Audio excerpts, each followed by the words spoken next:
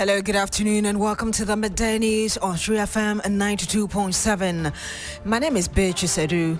The news is also live on Kasmi 107.1 FM and across the world at 3news.com. Coming up in the next 30 minutes.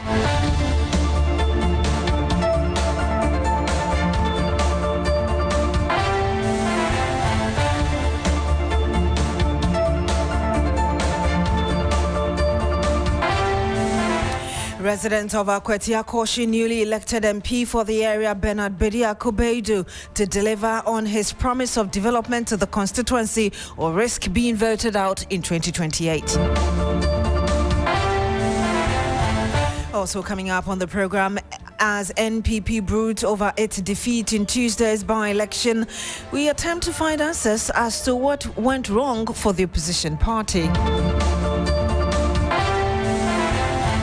Much later on the program, former Chief Justice Gertrude Tokonu urges the ECOWAS court to deliver judgment in her favor after the Attorney General failed to file a response to a case where she's challenging her suspension.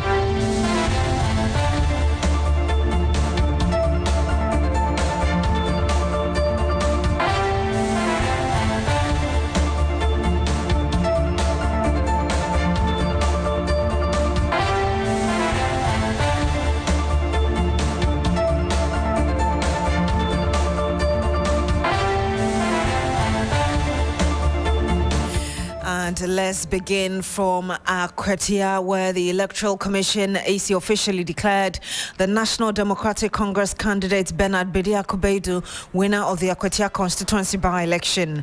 According to the final certified results from all 119 polling stations across 21 electoral areas, Adu secured 18,199 votes, that's 54.30%, defeating the New Patriotic Party MPP candidate Solomon Kwame Sumadu, who polled 15,235 votes, representing some 45.46%. Owusu Patrick of the Liberal People's Party had 82 votes, representing 0.24%. Well, Beatrice Adu's victory increases the NDC seats in Parliament to some 184, giving it a two-thirds control of the 276 chamber. The MP-elect is confident that the mandate given him will be fully utilized for the general benefit of his constituents.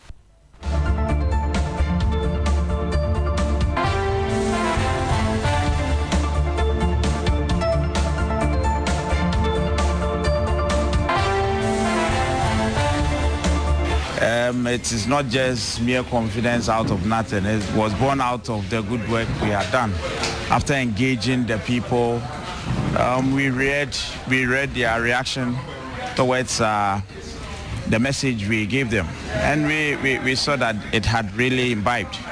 They gave us a hope, some hope of a sort, which hope has resulted to what we see today. I mean, we've always been very confident. I told you, I don't know whether I told you guys that we've been in this game for a while. If you are in it and you are losing, you will know, except maybe if you don't want to be honest to yourself. I told you what we were working out at that moment I spoke to was with regards to the gap. But as for the win, what are we witnessing?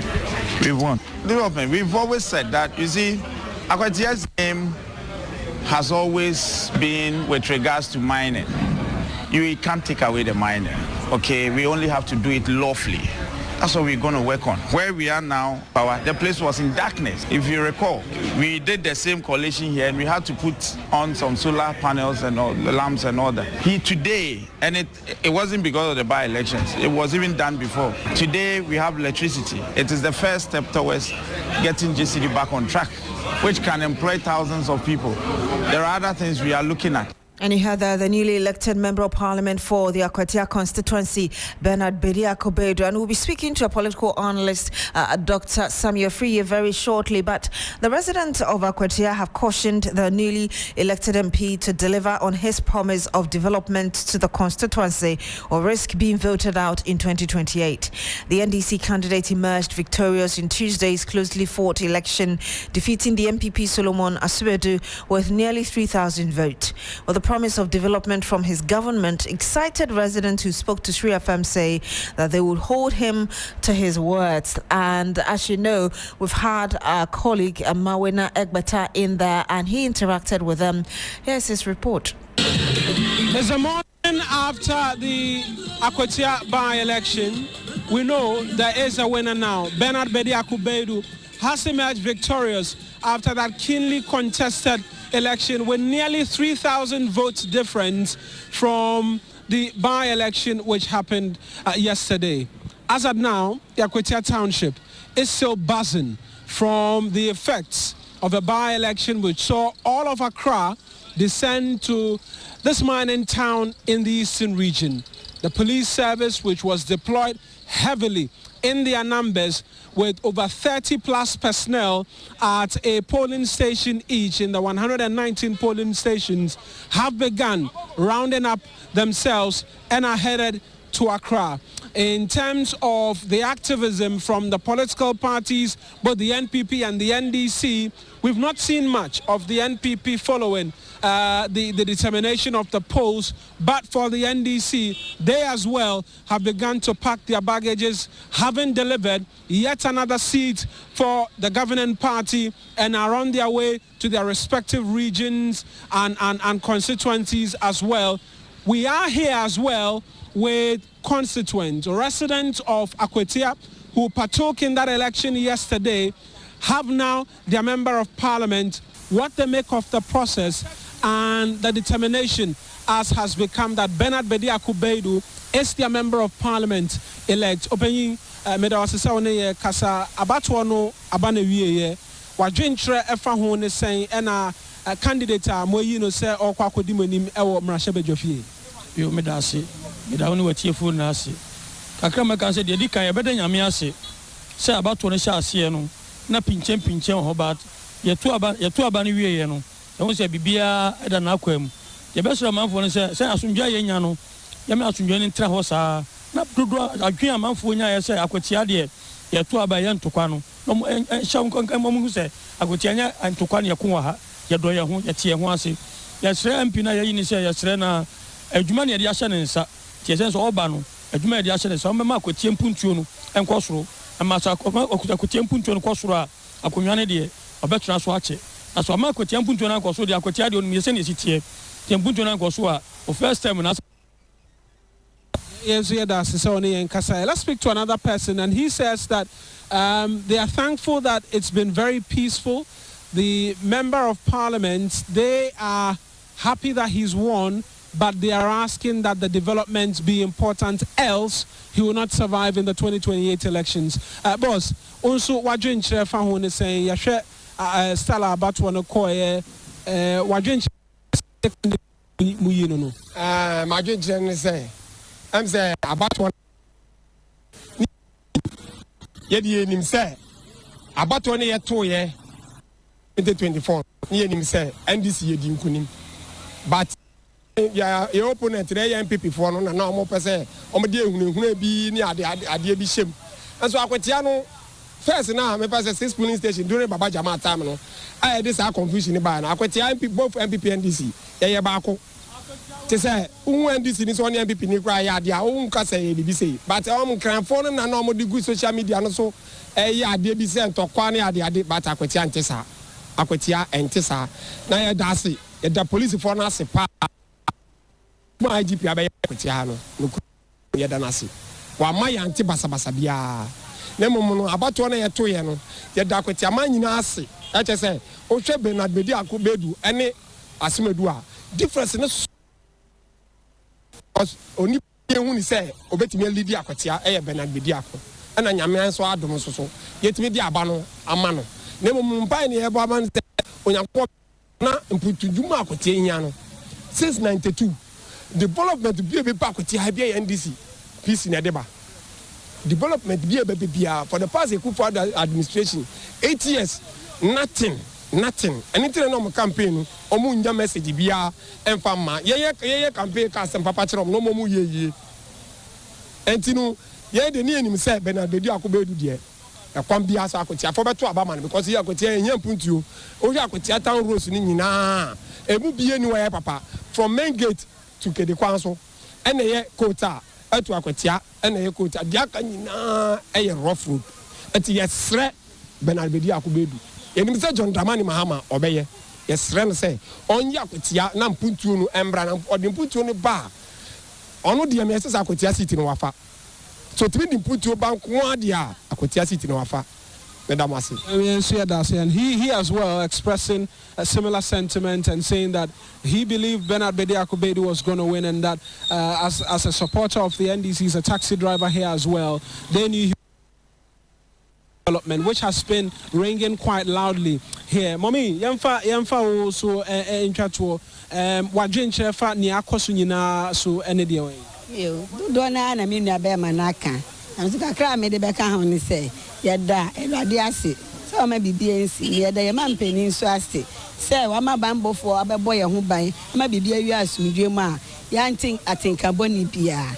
Ye hu say no pe ye omo kwa Ewurade fo mo kodu asumdwe mu. Na esre ye papa ya to abama ni say ye pa ni chonfa so ye oyo se ne do odo ato abama no no. Eyi no no. Omla nombe ye mba ni yesko ejuma bie ni onom nam se be ho na onyem. Be ma so me na fe de no ohyehyehye. Tiesre na ni die mu a se Ewurade oni papa nkambom no mo be ye mpontu dwuma bi wa ha ma kwa no SS krampo no nyanya enko university obe ye bibi kakra no no so de aboa ne ho se be ya enkwala na bra bomba mbe ye basa tiesre o mani die mu a ye dana. And you heard that woman ending that report filed by Mawina Egbeta. And still on this, Deputy Director of Elections of the National Democratic Congress, Rashid Tanko Computer, has said that the party will insist that the Member of Parliament for New Jabin South, Michael Otribefi, resigns from his position. He says that if Mr. Befi does not resign voluntarily, the NDC will petition the Speaker of Parliament, Alban Bagbin, for the MP seat to be declared vacant. This is after the New Jabin MP had sworn to resign from his position if the NDC candidate did not win the Akwatia by-election. Listen to exactly what he said earlier. The margin will be very slim. I believe we'll win the election, but the margin will not be too wide. But we'll win. We'll win, I'm telling you, because of what the work we have done. We have engaged, we have engaged, we have campaigned, we have prosecuted a campaign that has not happened in the history of this constituency before. We have done whatever we have to do. We've done everything. Everything we need to do, we've done it. We are forced starting these elections, and confidently, I'm telling you, mark my words. I can even tell you that if we lose this election, I'll resign as a member of parliament. I'm telling you, we'll win these elections. We'll win. If we lose these elections, I'll resign as a member of parliament. I'm telling you, we'll win. By close of day Tuesday, you will see that we have won elections. By close of day Tuesday, you see we've won the election. So you heard that earlier, Michael Befi swearing that he would resign from his seat as a member of parliament for New Jabin if the MPP lost the election, which by now you're aware that the party lost. And the NDC says it will not take any of that, as it insists that the MP must resign, and saying it will not take any of that. Following that, the MP apologized for going beyond what he meant to say, and asked that he didn't mean what he said. But Rashid Tanku says the NDC will insist that he resigns from his position. It's not only Tamale. We are going to Michael Befi constituency. He says he's apologized and he went too far. We're not accepting it. You're not accepting his apology? We're not accepting the apology. He must resign. If he doesn't resign, Ghanaians will not take politicians serious. We must be serious. They must hold us to our words. Whatever comes out from my mouth, they must take me serious. I can't just stand here and make allegations, say certain things, and then within 24 hours, do you know that he came in here when we were about to start the coalition, beaming smile, telling me that we were winning the thing, until I showed him on my phone that, my friend, you have lost the election, I'm coming to your constituency for by-election. Then he started perspiring. That's the time he got to know that things have changed. And then he quickly ran and said, he's not going, he has to apologize. And I heard Rashid Tanko Computer. He's Deputy Director of Elections and IT with the National Democratic Congress. Let's get a quick word from political analyst Dr. Samuel Efree. Doc, good afternoon to you. Thank you so much for your patience. Yeah, good afternoon, Beatrice. Let me first get your reaction to the NDC's win. Well, the NDC had a purpose. At the same time, they were organized and went in for the Akwatia to win. And all strategies that they put in place were at work. And again, they went in with developmental agenda, which is a peculiar need of Akwatia, the people of Akwatia. If you can realize or identify from their concerns, realize that they have been lacking in terms of development. And that is what the NDC used to catch the minds of these voters to vote for them. So it's a strategy that they've implemented, and it has worked for them. And that is a good thing for the party of the NDC. A number of people are worried about the MPP and why it's really lost massively a lot of votes from 2024 up until now. What would be your advice to the party as it thinks of reorganizing itself ahead of 2028? I think, Beatrice, what the MPP is lacking is that the center of the party, that is the national executive, have always been saying that the national executive could have resigned in bulk the moment the party lost the elections, because the party has lost at least confidence in them. So it has made it very difficult for them to organize and also come together as one to effectively execute the party strategy for any kind of party activities. Because of that, it has made most of the national executive the neck to always take some of their control. So the problem actually is the national executive, which have made the party to be ineffective in a way, and that is how things are. Because if you are not united, if you realize that some of them will not go in for will not go in for the positions again. So their commitment, and also the internal wranglings here and there, is not making the party united to go in for some of these elections as one, as a single entity with a common purpose. And that is what is making the MPP. I think the MPP should look back and then try to reorient themselves, rebrand them, reposition themselves, because if you are not on the ground, if you don't undertake research to find out, and at the same time they have left government, I think about 8 months now, and whatever you go back to the people, you have to use what you came to power, what you have achieved for them, and that was the missing link between the MPP and the NDC in Akwatia. And it's unfortunate that the party need to come to terms with their loss in 2024. At the same time, try to put the executive, people who are committed, people who at least need to make sure that they have something in their shelves. If not, they will still be wallowing in these kind of challenges in their political activities, and that is what the party need to consider. Doc, you talk about the executives or the National Executive Council of the party itself. What we are hearing is that beyond the center, as it were, of the party itself, we heard of big wigs of the party going to Akwatia even ahead of the by-election. But what we are hearing is that they rather went there campaigning for themselves instead of the candidates that they should have backed to win this election. How do you take that, and moving forward, how do you expect these big shots as well to work with everyone to ensure that the party is united towards one focus and purpose? Beatrice, the party is lacking the center to coordinate all whatever goes on within the party. And you know that, as I said earlier, the national executive is the pivot of everything.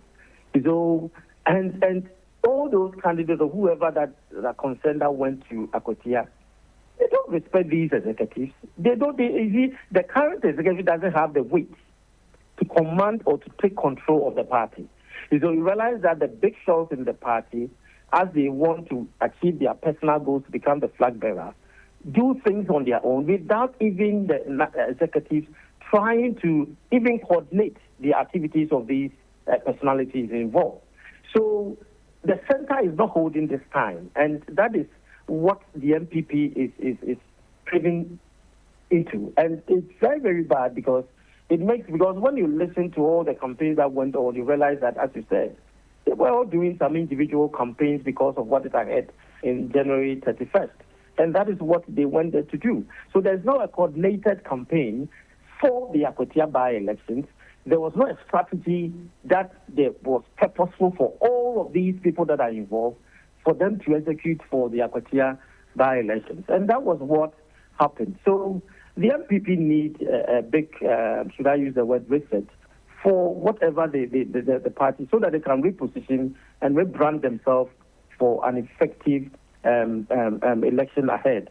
If not, I don't think that the party is ready for any elections. Dr. Sammy Afriyie, thank you so much for speaking to us. My pleasure, Beatrice. And you have the political analyst, Dr. Samuel Afriyie, giving us his thought on the just ended Akwatia by-election and what the NPP needs to do moving forward. Some 21 minutes past the hour of 12. When we come back, we'll tell you more about what former Chief Justice Sufan Akofo has been saying and reactions to her exclusive interview for us. Ghana, it's a new year and Bills Microcredit is here to support your dreams. If you're not working but want to start a business, don't let money stop you. With just your Ghana card, you can get a loan to turn your ideas into reality. Already running a business? Need more capital? Or are you a salary worker looking for extra funds? Bills offers fast and easy loans with no collateral, no deposit, and no SUSI savings required. Wherever you are, whatever you need, Bills makes it happen. Call Bills Microcredit today. Call 0596 920 833 or 0302 200 390 and get started. Bills is licensed and regulated by the Bank of Ghana. Bills, financing your needs. Terms and conditions apply.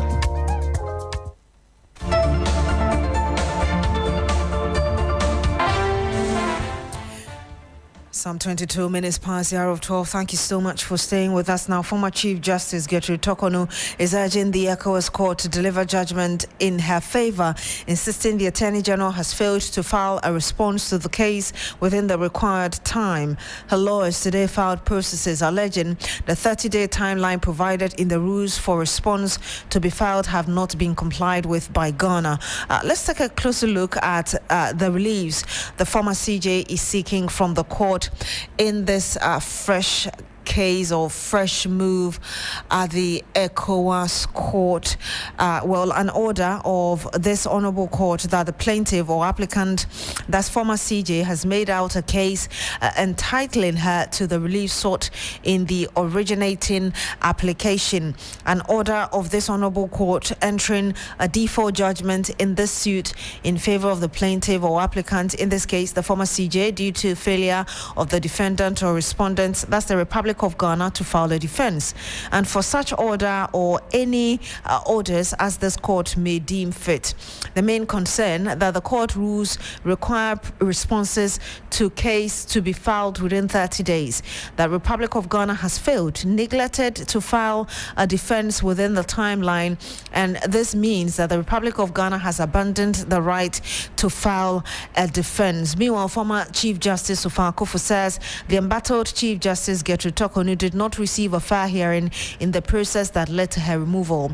She explained that the matter was treated almost like a treason trial. The decision followed President Mahama's receipt of the Article 146 Committee of Inquiry report, which investigated petitions against Justice Tokonu. The 5-member committee, chaired by Justice Gabriel Scott Kwaman, recommended her removal on grounds of stated misbehavior. President John Mahama subsequently removed the CJ Beatrice Adu from office on Monday, the 1st of September. Here's former Chief Justice Sufan Akofo speaking to my colleague Joseph Akable in an exclusive interview. When I was Chief Justice, I was walking on tiptoes. When am I going to be accused of misconduct? When am I going to be accused of incompetence? And are these and these are not. So to me, they lack the gravity. They lack the gravity that would lead to a grave outcome, such as the removal of the head of an institution of justice. I've deliberately phrased myself that way.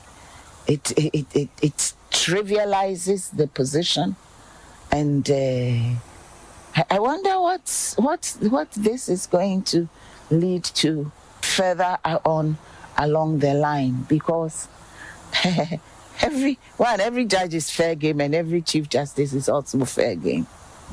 I mean, is that to suggest that you suspect there could be a ripple effect in that? Oh, definitely. It's not suspect.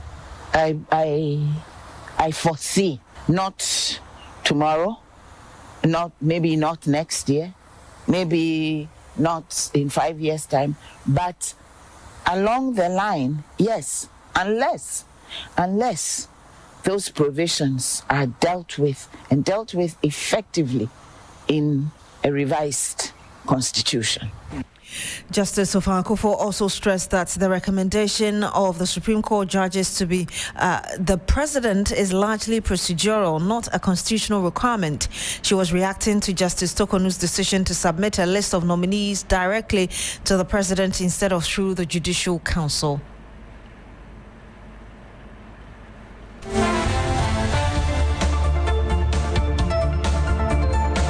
Say that a decision is made, a judicial determination is made by a high court judge who by the constitution does not have that jurisdiction, but they went ahead and made that judgment. Is that sufficient to get rid of the judge? Is it? I don't think so. Because at the end of the day, that decision is appealable, right? And would be appealed against, and ought to be appealed against. And in any case, if it's unconstitutional, it is without effect. It is null and void, right? To me, if you make a recommendation, which is not the recommendation that ought to be made, or the method, the mode by which you make the recommendation is not in accordance with the process. And I need to point out that it's one of the unfortunate things, that I noticed when I was Chief Justice, that the process for selecting and then for recommending people for appointment had a way of changing from time to time.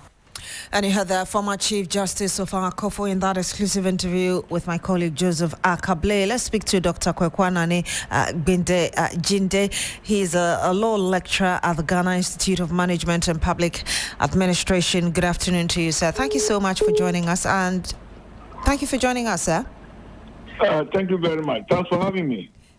Sir, the former CJ, or Chief Justice Ofankufo, is of the opinion that the dismissed CJ did not receive fair hearing. Do you share the same view? Well, thank you very much. Very good afternoon to your cherished listeners and viewers. I've made my position clear on several platforms that, you see, we all have to have respect for the law. So that if somebody is supposed to appear before a committee of inquiry to determine her fate as the Chief Justice, we all need to follow the due processes as laid down by the law. But from the very beginning, the way the petition was submitted, and even they set up the committee and the Chief Justice was not served, she has to go and an appeal before they had to. You see, all these processes, it gives the impression that you have a predetermined position. So you think that's that is the impression you create. But as far as the processes, submitting the petition to the president in consultation with Council of State, setting up a committee, all those processes are. But during the sitting, the processes that went on. I'm sorry, sir, we lost you a bit. Did you say that the processes were also not followed properly? Who represented the former Chief Justice? I'm sorry, sir. I just wanted you to repeat a point because I missed what you said. Did you say that the process itself was not also thoroughly followed? Well, what I'm saying is that from the very beginning, receiving the petition, submitting it to president in consultation with Council of State, setting up a committee, those processes are in order. But when it came to the sitting of the committee, the processes that they adopted, some of them are very questionable. Some of them were very questionable because they started the processes even without notifying the Chief Justice as to the charges being brought against her. Even the people petitioning against her, she did not know them until she made this public announcement, and then she was served with those documents. I mean, if I'm to appear before a court, I have to be served. I have to be put on notice. Look, Mr. A, Mr. Y, or Mr. Z is suing you for this particular reason. I'm sorry, sir. We're running out of time, but let me ask you your thought very briefly in like 30 seconds. People think that the former CJ, who is a member of the Council of State, bound by the decision of the Council of State, should not have come out publicly to talk about it. What do you say? They wanted to cross-examine the petitioners, but it was refused. You see, if you look at the processes, there are a whole lot of question marks. I'm sorry, I'm not sure you got my question. I'm asking the question about the former CJ, who is a member of the Council of State, coming out publicly to talk about the decision of the Council of State and people saying that she shouldn't have. Well, the Council of State, their role is advisory. They're supposed to counsel the president on some of these matters. And the Council of State, they work as a body. So if at that level she did not agree, she would have made her point there.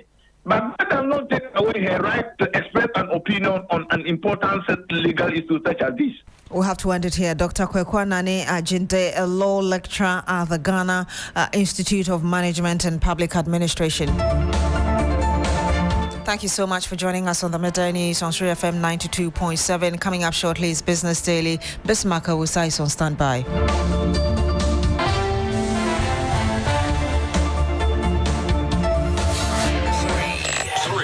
3 FM.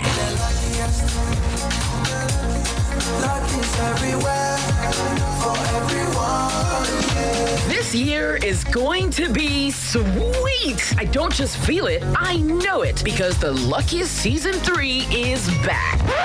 And I'm about to show you how to grab your golden ticket. Just dial *712# and follow the prompts to purchase your ticket. Or go to theluckiestafrica.com, hit community tickets, and pick your lucky number. Or let the system do its magic. Choose how much you want to spend from 1 to 5,000 Ghana cedis. You can even buy a ticket for someone else. Be someone's hero. Payment? Easy. Mobile money in Ghana or card if you're international. One ticket can turn 1 CD into 500 times more. That's maths we love. Or your community will win 10 times more. So let's get lucky together because luck is everywhere. Play responsibly, not for persons under 18 years. This promotion is regulated by the NLA on the Caritas platform. Ghana. It's a new year and Bills Microcredit is here to support your dreams. If you're not working but want to start a business, don't let money stop you. With just your Ghana card, you can get a loan to turn your ideas into reality. Already running a business? Need more capital? Or are you a salary worker looking for extra funds? Bills offers fast and easy loans with no collateral, no deposit, and no SUSI savings required. Wherever you are, whatever you need, Bills makes it happen. Call Bills Microcredit today. Call 0596-920-833 or 0302-200-390 and get started. Bills is licensed and regulated by the Bank of Ghana. Bills, financing your needs. Terms and conditions apply.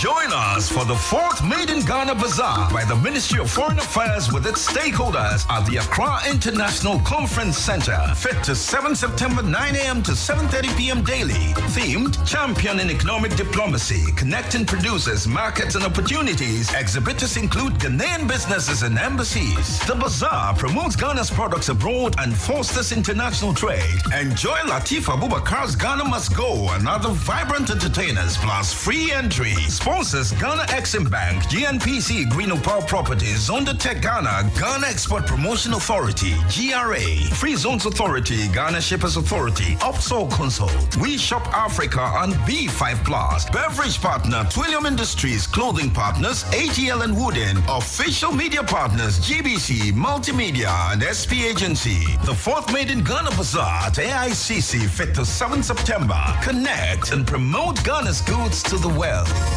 Luck is everywhere for everyone. The winning season is back, but this time I am collecting the wins like jollof at a wedding. The luckiest season 3 is here. Your chance to flip your luck or maybe your bank accounts too. 2 easy ways to join. Dial *712#. Hit 1 to buy for you or 2 to gift a friend. Feeling lucky? Pick 1 for a random number or hit 2 to choose your own. Pay with mobile money. Done. You're in. Or go to the luckiestafrica.com, click community tickets, choose your number, or let the system do so for you. You can buy a ticket for your boo or your favorite barber. Pay with Mumu or card if you are abroad. 1 ticket could turn your 1 Ghana cedi into 500 times more. And the whole community could win 10 times over. Dial *712# or log on. Let's get lucky together because luck is everywhere. Play responsibly, not for persons under 18 years. This promotion is regulated by the NLA on the Caritas platform.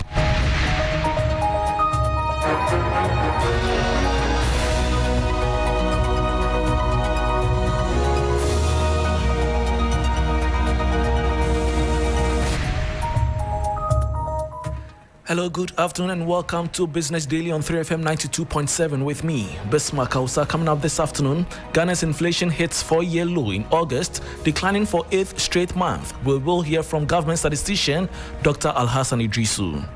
Overall prices actually fell by 1.3% between July and August 2025, meaning that there's some relief for households once inflation is coming down, and also once prices fell between July and August. And Ghana intensifies crackdown on illicit financial flows. We'll bring you details of 2024 National Anti-Money Laundering, Financing of Terrorism and Proliferation Financing Risk Assessment Report. Plus, Ghana Stock Exchange Composite Index dips by 20% despite surge in trading activity. We'll bring you details.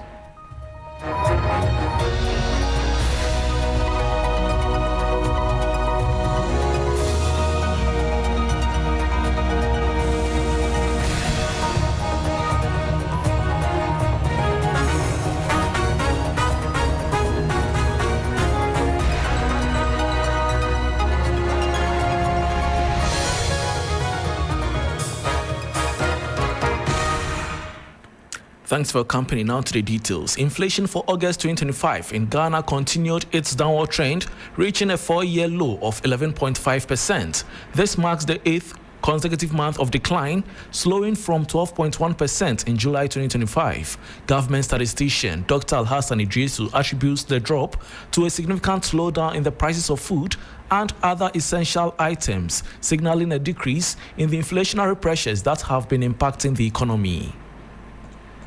As the data show, inflation is falling steadily. Prices rose by 11.5% in August 2025, down from 12.1% in July.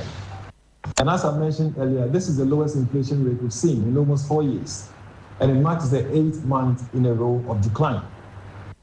Overall prices actually fell by 1.3% between July and August 2025, meaning that there's some relief for households once inflation is coming down, and also once prices fell between July and August. Food prices are also easing. Food inflation is now 14.8%, and non-food prices fell by 2.5% in 1 month. Non-food prices are also moderating. Non-food inflation declined to 8.7% from 9.5% in July. And here, prices of non-food items reduced slightly by 0.1% between July and August.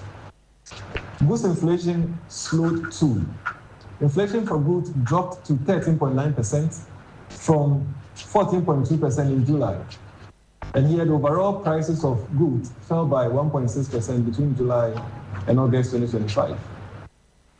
And that was government statistician Dr. Alhassan Idrisu. Moving on, Ghana is intensifying its efforts to combat illicit financial flows, which pose a significant threat to the nation's economic stability. This is contained in the 2024 National Anti-Money Laundering, Countering the Financing of Terrorism and Proliferation Financing Risk Assessment Report. There is more in the following 3 Business News Desk report. The report highlights that Ghana's strategic location and increasingly sophisticated financial system have made it a prime target for illicit activities, with key drivers including drug trafficking, corruption, and fraud. Fraud remains a major concern, affecting a wide range of sectors. The Criminal Offences Act 1960, Act 29, defines fraud to include forgery and falsification, with common schemes like false pretenses, invoicing fraud, and cyber-related offences such as romance scams and email compromise. The report notes that urban centres with their higher internet penetration are more susceptible to these crimes than rural areas. Data from the Narcotics Control Commission reveals a sharp increase in drug trafficking investigations since 2020. In response, authorities have ramped up asset seizure and confiscation efforts, seizing 208 assets in 2023 alone. This reflects a strong commitment to disrupting the financial networks that support drug trafficking. While less prevalent than the other offenses, forgery continues to impact key sectors. Between 2019 and 2023, Ghana investigated 2,283 forgery cases, with 115 directly linked to money laundering. The same period saw 147 prosecutions and 25 successful convictions. The report also stresses the cross-border nature of these crimes, linking them to a wide range of transnational activities, including terrorism financing and human trafficking. And that was a 3 Business News Desk report on Ghana fighting back against economic and financial crime. Now, the Bank of Ghana has increased the amount of foreign exchange forward auction to commercial banks. Information gathered indicates that earlier this week, the central bank, through a 7-day forward auction, sold $208 million to the commercial banks. It initially offered $100 million, and the amount was later increased to $208 million. Official results also indicated that the $208 million auction was sold at a rate of 11.80 cedis to 12.15 cedis. However, by the close of the session, quotes stood at 12 cedis 05 pesos and 12 cedis 15 pesos. Before we go, the Ghana Stock Exchange Composite Index experienced a 20.2-point decline on Tuesday, September 2, 2025, closing at 7,301.17 points. Despite this drop, the benchmark index held a strong year-to-date return of 49.54%. The following 3 Business News Desk report has the details. In contrast to the broader market, the GSE Financial Stock Index advanced by 1.2 points, settling at 3,413.16 and maintaining a year-to-date return of 43.36%. Trading activity saw a significant surge, with 2,760,765 shares traded, marking a remarkable 404.55% increase from the previous session. The total value of these trades reached 10,573,993 cedis 46 pesos.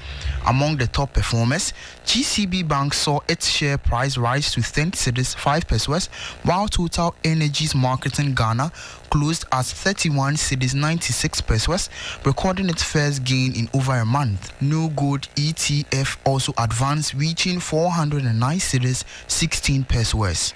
However, MTN Ghana continued its downward trajectory, with its shares price falling to 3 cedis 85 pesos. The telecom giant dominated market activity, accounting for the majority of the day's trades with 2,680,784 shares traded, valued at 10.32 million cedis. Other most traded equities included EcoBank Transactional Incorporated, SIC Insurance, and GCB. Market capitalization remained steady at 1.49 billion cedis. And that was a 3 Business News Desk report on Ghana Stock Exchange Composite Index dipping by 20% despite surge in trading activity. And that will be all for Business Daily on 3FM 92.7 with me, Bismarck. Also, for more business stories, please check out our website 3news.com. Urban Blend is next with Black Rasta. Please stay.